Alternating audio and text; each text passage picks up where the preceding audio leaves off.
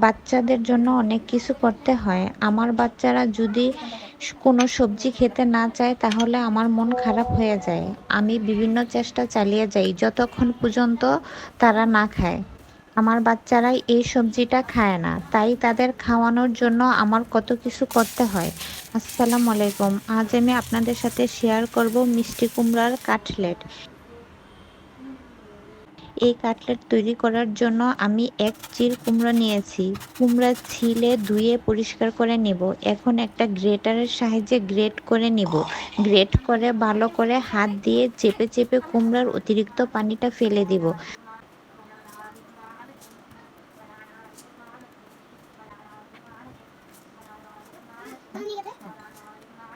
তারপর তার মধ্যে মেশাবো বেসন আর চালের গুঁড়া।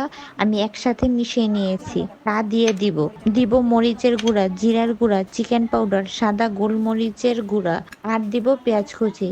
সব একসাথে ভালো করে মিশিয়ে নিব।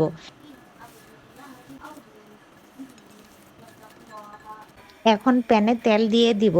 তারপর গ্রেট করা কুমড়াগুলো আমি হাত দিয়ে বিভিন্ন শেপ তৈরি করে নেব। তারপর কাটলেট তৈরি হয়ে গেলে তেলে দিয়ে দিব। এক পিঠ বাদামি হলে উল্টিয়ে দিব। এভাবে দুই পিঠ বাদামি করে ভেজে নিব।